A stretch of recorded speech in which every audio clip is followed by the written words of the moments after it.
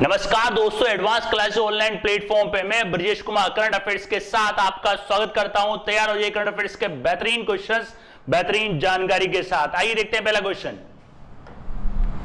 देखिए पहला क्वेश्चन, विश्व पाचन स्वास्थ्य दिवस कब मनाया जाता है? विश्व पाचन स्वास्थ्य दिवस कब मनाया जाता है? इसको बोलते हैं world digestive day. World digestive day ये मनाया जाता है दोस्तों 29 मई को। ये मनाया जाता है 29 मई को, याद रखना दोस्तों। 29 मई को एक और डे आता है, वो आता है यूएनओ का शांति सैनिक दिवस। यूएनओ का शांति सैनिक दिवस, ध्यान रखना, शांति सैनिक दिवस। वो भी कब आता है दोस्तों? 29 मई को, राइट। विश्व पाचन दिवस कब मनाया जाता है? 29 मई को। इसके बारे में और देखते हैं क्या होता है। ये जो कहलाता है आपका, इसको बोलते हैं world digestive health day. English में ध्यान रखना दोस्तों, वर्ल्ड डाइजेस्टिव हेल्थ डे। और इसका जो इस साल का विषय है वो है an ongoing pandemic. An ongoing pandemic, right. तो इसको जो बनाता है दोस्तों, इसको मनाता है world gastrology, world gastroenterology organisation, world gastroenterology organisation द्वारा ये डे मनाया जाता है। वर्ल्ड डाइजेस्टिव हेल्थ डे, विश्व पाचन स्वास्थ्य दिवस, वर्ल्ड डाइजेस्टिव हेल्थ डे। और इसको विश्व गैस्ट्रोएंट्रोलॉजी संगठन द्वारा आयोजित किया जाता है। कोई खास डे नहीं है। पाचन, आप जानते हैं, पाचन संबंधित बीमारियों के लिए जागरूक करने के लिए ये मनाता है। मतलब कोई भी अगर आप कुछ खाते हैं तो कि डाइजेस्ट कब तक होगा, क्या होगा, उससे क्या क्या फायदे हैं, क्या क्या नुकसान है, उसके प्रति जागरूक करने के लिए ये डे मनाया जाता है। इसका विषय ध्यान रखिएगा दोस्तों, ओबेसिटी एंड ऑनगोइंग पेंडेमिक। ध्यान रखना, ओबेसिटी एंड ऑनगोइंग पेंडेमिक। और 2004 में ये पहली बार शुरू हुआ था। 2004 में पहली बार शुरू हुआ था। ध्यान रखना, विश्व पाचन स्वास्थ्य दिवस, राइट। नेक्स्ट देखते हैं। नेक्स्ट देखिए, एमनेस्टी अंतरराष्ट्रीय दिवस। ये थोड़ा काम का डे दोस्तों, एमनेस्टी अंतरराष्ट्रीय दिवस। ध्यान रखना, एमनेस्टी, ध्यान रखना, एक गैर सरकारी संगठन है। एक ये गैर सरकारी संगठन एनजीओ है जो मानव अधिकार के लिए काम करता है। एमनेस्टी अंतरराष्ट्रीय दिवस, एमनेस्टी इंटरनेशनल डे, याद रखिएगा दोस्तों, एमनेस्टी इंटरनेशनल डे ये मनाया जाता है 28 मई को। याद रखिएगा दोस्तों उसके बारे में, 28 मई को। ये बहुत इंपॉर्टेंट है, काफी बार आता भी है। एमनेस्टी इंटरनेशनल अवार्ड दिया गया मानवता के लिए, और उसको, इस संगठन को नोबेल पुरस्कार भी मिला है। एमनेस्टी इंटरनेशनल, ध्यान रखना, गैर सरकारी संगठन, ये एक एनजीओ है। ध्यान रखना, ये मनाया जाता है 28 मई, एमनेस्टी इंटरनेशनल। ये 1961 में इसकी स्थापना हुई थी, और इसका मुख्यालय दोस्तों लंदन, यूके के अंदर इसका मुख्यालय, यूके के अंदर इसका मुख्यालय एमनेस्टी इंटरनेशनल का। और ये एक गैर सरकारी संगठन है। ध्यान रखना, एक गैर सरकारी मतलब नॉन गवर्नमेंट ऑर्गेनाइजेशन, गैर सरकारी संगठन है। और मानव अधिकारों के हनन को रोकने के लिए ये कार्य करता है। मानव अधिकारों के हनन को रोकने के लिए ये कार्य करता है। याद रखिएगा इसके बारे में दोस्तों। और 1977 में 1977 में इसको नोबेल पुरस्कार जीता था इसने, और 1978 में इसको संयुक्त राष्ट्र पुरस्कार भी दिया गया था। एमनेस्टी इंटरनेशनल, ध्यान रखना, मानव अधिकारों के हनन के लिए काम करता है, और ये मनाया जाता है 28 मई को। और इसका जो मुख्यालय दोस्तों वो है लंदन में। इसकी स्थापना हुई थी 1961 में। ये एक एनजीओ है, नॉन गवर्नमेंट ऑर्गेनाइजेशन। जैसे काफी बार आपने देखा होगा, कहीं दंगे या फसाद होते हैं, वहां अगर लोगों की मृत्यु ज्यादा होती है, या पुलिस द्वारा कोई टॉर्चर किया जाता है, या मानवता या इंसानियत का कोई हनन होता है, तो उस प्रकार के काम करता है। मतलब लोगों द्वारा हनन या किसी के द्वारा मानवता का, इंसानियत का हनन होता है, तो उसके हनन के लिए काम करता है एमनेस्टी इंटरनेशनल। एक इंटरनेशनल एनजीओ है ये, याद रखना, एक इंटरनेशनल एनजीओ। नेक्स्ट देखते हैं, इंटेलिजेंस ब्यूरो का प्रमुख। इंटेलिजेंस ब्यूरो का प्रमुख किससे बनाया गया है? जो ये इसके प्रमुख हैं, ये नॉर्मल वही जो पहले थे वही हैं, बस इनका जो कार्यकाल है वो बढ़ा दिया गया। ये हैं अरविंद कुमार, इनका कार्यकाल बढ़ाया गया है। ड्यूरेशन बढ़ा दी गई है, कार्यकाल बढ़ा दिया गया है, 1 साल बढ़ा दिया। और इनके साथ रॉ के जो प्रमुख हैं, रिसर्च एनालिसिस विंग, रॉ याद रखिएगा दोस्तों, रिसर्च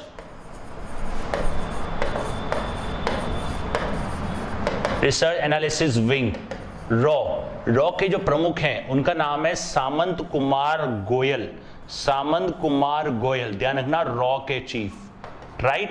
और एक ये आईबी के चीफ, दोनों ही खुफिया एजेंसियों के चीफ हैं। इनका कार्यकाल 1-1 साल बढ़ा दिया गया दोस्तों, ये पुराने थे, इनका कार्यकाल 1-1 साल बढ़ा दिया गया है। अब ये दोनों 1-1 साल तक काम करेंगे। और यहाँ पे पूछा है इंटेलिजेंस ब्यूरो का प्रमुख कौन है, वो है अरविंद कुमार, ध्यान रखना, आईबी के हैं अरविंद कुमार, इंटेलिजेंस ब्यूरो के अरविंद कुमार। और अगर रॉ के पूछे तो सामंत कुमार गोयल, सामंत कुमार गोयल, ये पुराने ही हैं, इनका कार्यकाल अभी समाप्त होने वाला था। अब इनके जो इनके कार्यकाल को, इनका ड्यूरेशन है वो 1 साल और बढ़ा दिया गया है, राइट। इनके बारे में और देखते हैं। देखिए ये हैं अरविंद कुमार, आईबी के चीफ हैं अरविंद कुमार, याद रखना अरविंद कुमार। और इनके सेवाओं में 1 साल का विस्तार किया गया है, इनकी सेवाओं में 1 साल का विस्तार किया गया है। इनके साथ साथ ये विस्तार रॉ के जो चीफ हैं उनके लिए भी ये विस्तार किया गया, याद रखना उनके कार्यकाल का भी ये विस्तार किया गया है। और इनका जो कार्यकाल था, जो इनका जॉब पीरियड था, वो 20 जून को समाप्त होने वाला था। अब ये अगले 1 साल के लिए और बढ़ गया है। और आईबी के स्थान में ध्यान रखना 1987, और मुख्यालय है नई दिल्ली। देश की खुफिया एजेंसी कहा जाता है इसको, नेशनल लेवल पे खुफिया एजेंसी का काम करती है। और इसके ऊपर है रॉ, इंटरनेशनल लेवल पे खुफिया एजेंसी का काम करती है। काफी सारी मूवीज भी इस पे बनी हुई है, काफी सारी वेब सीरीज भी हैं। रॉ इंटेली सीक्रेट एजेंट के बारे में आपने देखा होगा, तो ये काम करती है, राइट। कोई भी मुखबिरी की देश के प्रति, अगर देश के खिलाफ अगर कोई ऐसी आतंकवादी गतिविधि होती है या कुछ गतिविधि होती है तो उसको कहा जाता है, और उसको देश की आंखें भी कहा जाता है। आंखें 24 घंटे खुली रहती हैं, 24 घंटे आंखें, एजेंट, राइट। एजेंट आपने देखा हो, काफी मूवीज में आते हैं। नेक्स्ट देखिए, हाल ही में किस भारतीय विभाग का नाम बदला गया है, हाल ही में किस विभाग का नाम बदला गया है। और ये जो विभाग है दोस्तों, ये विभाग है IBF, इंडियन ब्रॉडकास्टिंग फाउंडेशन, याद रखना इंडियन ब्रॉडकास्टिंग फाउंडेशन। इसका नाम बदलकर क्या कर दिया गया है, IBDF, इसका नाम बदलकर कर दिया गया है IBDF, इसका नाम बदल के कर दिया गया है। ध्यान रखना दोस्तों, IBF का नाम बदल कर दिया गया है IBDF। और ये तो आप जानते हैं, ये तो बैंक है, industrial development bank of India, ये बैंक है, और ये भी आपकी एक बैंक है, राइट। ध्यान रखिए। अब इनके बारे में डिटेल से देखते हैं। डिटेल से देखिए, ये जो था पहले इसका नाम था Indian broadcasting foundation, Indian broadcasting foundation. अब इसके नाम को बदल कर दिया गया है इंडियन ब्रॉडकास्टिंग डिजिटल फाउंडेशन। अब इनके नाम को बदल कर दिया गया है इंडियन ब्रॉडकास्टिंग डिजिटल फाउंडेशन। ध्यान रखना इंडियन IBF का नाम बदल कर दिया गया है IBDF, इंडियन ब्रॉडकास्टिंग डिजिटल। ध्यान रखना कन्वर्ट हो गया इसके अंदर ये बदल दिया है, कन्वर्ट कर दिया, राइट। और ये क्या काम करता है, ये सभी जो डिजिटल है, OTT, over the top OTT जो प्लेटफॉर्म चल रहे हैं, सबको एक छत के नीचे लाता है। जितना भी टेलीविजन कंट्रोल सिस्टम है, टेलीविजन ट्रस्ट, वो पूरा इसके अंदर आता है। जितने भी चैनल्स वगैरह, जो भी टीवी आप देखते हो, उसको उसकी ब्रॉडकास्टिंग का कंट्रोल काम, उसके खिलाफ अगर कोई कंप्लेन करानी है, उसका काम ये देखता है। डिजिटल मीडिया से संबंधित सभी मामलों के लिए पूर्व स्वामित्व वाली एक सहायक कंपनी, ध्यान रखना, डिजिटल मीडिया से संबंधित। आपको याद है, कोई भी अगर आप सीरियल देखते हो तो सीरियल के नीचे एक लाइन आती है, अगर आपको इस सीरियल के अंदर कुछ ऐसी बात लगती है तो आप BCCI में कंप्लेन कर सकते हैं, broadcasting communication of India, broadcasting में आप कंप्लेन कर सकते हैं। तो इसमें कोई भी अगर सीरियल आता है, उसमें बताया जाता है कि ये सीरियल का बनाना केवल एक मनोरंजन के तौर पे बनाया गया है, इसमें जो भी पात्र हैं वो मतलब काल्पनिक लिए गए, और इस सीरियल का प्रयोग या इस नाटक का प्रयोग किसी की सामाजिक भावना या सांप्रदायिक भावनाओं को ठेस पहुंचाने का उद्देश्य नहीं है सीरियल का, राइट। तो इस प्रकार से अगर कोई भी कंप्लेन होती है, वो आप कंप्लेन इसके अंदर कर सकते हैं। इसकी स्थापना ध्यान रखिएगा दोस्तों, ये हुई थी 1999 में, राइट। इसकी स्थापना हुई थी 1999 में, 1999, राइट। नेक्स्ट देखिए, त्यानसिंग हंग कौन है? ये एक पर्वतारोही है दोस्तों, पर्वतारोही हैं, और ये जो पर्वतारोही हैं ये हैं हांगकांग के पर्वतारोही। ये दोस्तों आपके हांगकांग के पर्वतारोही जिन्होंने माउंट एवरेस्ट फतह करी है सबसे कम समय में, सबसे तेज बोल सकते हो, सबसे कम समय में, 25 घंटे से भी कम, 25 घंटे लमसम समय में इन्होंने तय करी है। देखते हैं इनके बारे में। पर्वतारोही ये ध्यान रखना, पर्वतारोही ये हैं आपके पर्वतारोही। इनका नाम है त्यानसिंग हंग, सबसे तेज चढ़ाई करने वाले पर्वतारोही, 25 घंटे 50 मिनट, सॉरी ध्यान रखना 25 घंटे 50 मिनट में, 26 घंटे से भी कम, सॉरी 25 घंटे 50 मिनट में इन्होंने रिकॉर्ड बनाया है। और ये हांगकांग की महिला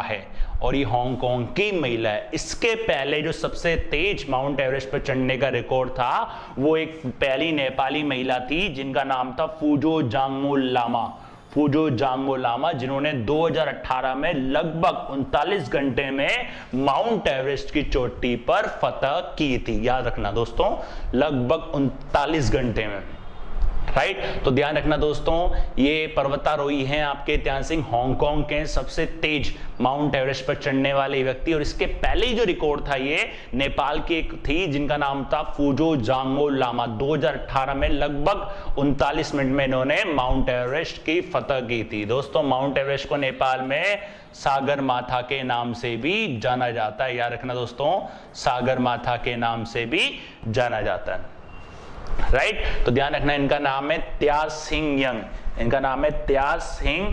यंग। और आपको याद हो एवरेस्ट डे भी मनाया जाता है, कि याद है लास्ट लेक्चर अगर आपने देखा हो तो मैंने आपको बताया था एक एवरेस्ट डे, याद आ रहा है दोस्तों?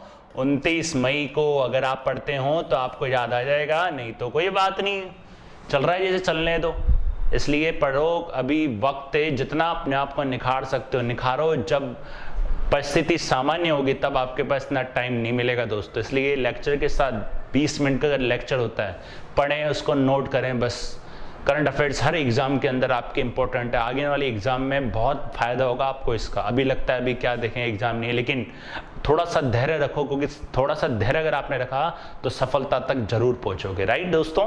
नेक्स्ट देखते हैं, नेक्स्ट देखिए, किसे लूव्र संग्रहालय की पहली महिला अध्यक्ष बनाया गया है? किसे लूव्र संग्रहालय की पहली महिला अध्यक्ष बनाया गया है? ये जो लूव्र संग्रहालय है दोस्तों, ये लूव्र संग्रहालय आपका पेरिस में पड़ता है, ध्यान रखना ये पड़ता है पेरिस में। और हाल ही में इसमें एक महिला बनी है लॉरेंस ड्रेस। और 228 वर्षों के बाद किसी महिला को लूव्र म्यूजियम का चेयरमैन बनाया गया है, लूव्र म्यूजियम का चेयरमैन बनाया गया 228 वर्षों के बाद। ये है ध्यान रखना लॉरेंस डेंस, ये आपकी लॉरेंस डेंस, राइट। लूव्र संग्रहालय की अध्यक्ष कहां पड़ता है दोस्तों? पेरिस। पेरिस का है दोस्तों? फ्रांस में, याद रखिएगा दोस्तों, फ्रांस में। और पहली महिला अध्यक्ष है 228 वर्षों में पहली बार। और ये जो स्थान लेंगी दोस्तों, ये स्थान लेगी ल्यूक मार्टिनेज का ये स्थान लेगी। और वैसे अगर पहली महिला की बात करें, जो पहली महिला थी वो थी मूसी डूलू, ये पहली महिला अध्यक्ष थी लूव्र संग्रहालय की, ध्यान रखना। और अभी हाल ही में 228 वर्षों के बाद जो पहली महिला बनाई गई है वो है लॉरेंस डेंस, राइट, वो है लॉरेंस डेंस, राइट। नेक्स्ट देखते हैं, कहां पड़ता है दोस्तों? ध्यान रखना ये पेरिस में। पेरिस कहां पड़ता है? आपका फ्रांस में। नेक्स्ट देखिए, टाटा डिजिटल के द्वारा किस कंपनी की 64% हिस्सेदारी खरीदी गई है? देखिए दोस्तों, आजकल जमाना किसका है? ई कॉमर्स का। अब ये कंपनी, सारी कंपनियां लगभग ई कॉमर्स में अपना भाग्य आजमा रही हैं। अभी आपको याद हो, जियो ने बिग बाजार को टेक ओवर करा, वॉलमार्ट ने फ्लिपकार्ट को लिया, अब बिग बास्केट को टाटा ने लिया। किसने? बिग बास्केट, ध्यान रखना दोस्तों, बिग बास्केट। और बिग बाजार को किसने लिया? ये लिया रिलायंस ने। रिलायंस ने बिग बाजार को लिया। फ्लिपकार्ट को किसने लिया दोस्तों? वॉलमार्ट ने। अब सारी कंपनियां ई कॉमर्स में आगे रही है तो टाटा क्यों पीछे रहे? तो टाटा मोटर ने भी 64% हिस्सेदारी बिग बास्केट की खरीद ली है। अब टाटा का हुआ बिग बास्केट, राइट। इसके बारे में और देखते हैं। ये बिग बास्केट टाटा डिजिटल ने इसकी 64% हिस्सेदारी। कुल मिला के अब मालिकाना हक किसके पास रहेगा दोस्तों? ये मालिकाना हक रहेगा अब टाटा के पास। ये मालिकाना हक रहेगा अब टाटा के पास। बिग बास्केट 64% हिस्सेदारी खरीदी गई है और बिग बास्केट की स्थापना हुई थी 2011 में। इसका मुख्यालय दोस्तों कर्नाटक में। ध्यान रखना, बिग बाजार खरीदी रिलायंस ने, फ्लिपकार्ट खरीदा वॉलमार्ट ने और बिग बास्केट खरीदा टाटा ने, राइट। नेक्स्ट देखते हैं। नेक्स्ट देखिए, विश्व तंबाकू निषेध दिवस, world no tobacco day. World no tobacco day कब मनाया जाता है? तंबाकू निषेध दिवस मनाया जाता है दोस्तों 31 मई को। ये मनाया जाता है दोस्तों आपका 31 मई को तंबाकू निषेध दिवस, राइट। ये देखते हैं इसके बारे में, तंबाकू निषेध दिवस के बारे में। ये देखिए, तंबाकू जानते हैं ये सेहत के लिए कितना हानिकारक होता है तंबाकू। और विश्व तंबाकू निषेध दिवस 31 मई को इसको कहा जाता है world no tobacco day. World no tobacco day और WHO द्वारा मनाया जाता है। वर्ल्ड हेल्थ ऑर्गेनाइजेशन द्वारा मनाया जाता है। इसका विषय ध्यान रखना, छोड़ने के लिए प्रतिबद्ध, कमिट क्विट। ध्यान रखना, छोड़ने के लिए प्रतिबद्ध। इसका थीम ध्यान रखना, कमिट टू क्विट। इंग्लिश में लिख देता हूं, कमिट टू क्विट, छोड़ने के लिए प्रतिबद्ध, कमिट टू क्विट। ध्यान रखना। और फर्स्ट टाइम, पहली बार जो मनाया गया था ये 7 अप्रैल 1988 को। अप्रैल में आप जानते 7 अप्रैल को WHO की स्थापना हुई थी और इस दिन WHO की 40वीं वर्षगांठ थी। और फिर बाद में इसको मनाया गया 17 मई को बनाया गया। और फिर WHO के बाद, WHO के आह्वान पर इसको 31 मई कर दिया गया। ध्यान रखना दोस्तों, फिर इसको 31 मई कर दिया गया। तो विश्व नो तंबाकू मतलब तंबाकू निषेध दिवस मनाया जाता है 31 मई को, वर्ल्ड नो टोबैको डे, और WHO द्वारा मनाया जाता है। ये ध्यान रखना, WHO के द्वारा ये मनाया जाता है। पहले 7 अप्रैल को था, फिर 17 मई को हुआ, अब 31 मई इसकी फाइनल। इसका विषय ध्यान रखना, कमिट टू क्विट, छोड़ने के लिए प्रतिबद्ध। नेक्स्ट देखिए दोस्तों, प्रधानमंत्री द्वारा कोविड-19 के कारण अनाथ बच्चों को कितनी राशि की सहायता देने की घोषणा की गई है? ये जो की गई है दोस्तों, 10 लाख रुपए उन बच्चों के लिए सावधि जमा मतलब FD की जाएगी उन बच्चों में और उनको वो दी जाएगी सहायता राशि। और ये जो सहायता राशि मिलेगी इसके लिए कुछ नियम बनाए गए। देखिए, इसके नियम बनाए गए। कोरोना की वजह से जिन बच्चों ने अपने माता पिता को खो दिया है, 18 साल के होने तक हर महीने मदद मिलेगी। मतलब आप सोचते हो हर महीने वजीफा के तौर पे इनको दिया जाएगा। और 23 साल का होने पर 10 लाख रुपए दिए जाएंगे। कोई भी व्यवसाय करना चाहते हैं तो वो कर सकते हैं। ध्यान रखना, PM मोदी द्वारा कोविड-19 के कारण अनाथ बच्चों के लिए 10 लाख रुपए, प्रत्येक बच्चे के लिए 10 लाख रुपए PM केयर फंड योजना से दिए जाएंगे। इसका नाम ध्यान रखना, PM केयर फंड योजना, PM केयर फंड से दिए, PM care fund for children योजना, PM केयर फॉर चिल्ड्रन योजना। और इसमें बच्चों के नाम पर सावधि जमा खोली जाएगी। बच्चों के नाम पे सावधि जमा इसके अंदर खोली जाएगी। और प्रत्येक बच्चे को, एवरी चाइल्ड, प्रत्येक बच्चे को कुल 10 लाख रुपए का कोष होगा। प्रत्येक बच्चे का 10 लाख रुपए का कोष होगा। 18 वर्ष की आयु तक उसको वित्तीय सहायता दी जाएगी और 23 वर्ष की आयु पर एक मुश्त राशि दी जाएगी। 23 वर्ष के बाद अगर वो आगे कुछ करना चाहता है, व्यवसाय खोलना चाहता है, आगे पढ़ना चाहता है, उसके बाद ये एक मुश्त राशि इसको दी जाएगी। और 10 साल से कम उम्र के बच्चों का नजदीकी स्कूल में एडमिशन, फीस, किताबों का खर्चा सरकार उठाएगी, याद रखिएगा। और हायर एजुकेशन के लिए लोन और स्कॉलरशिप ब्याज PM केयर फंड से दिया जाएगा। मोदी जी की पहल कोविड-19 के लिए।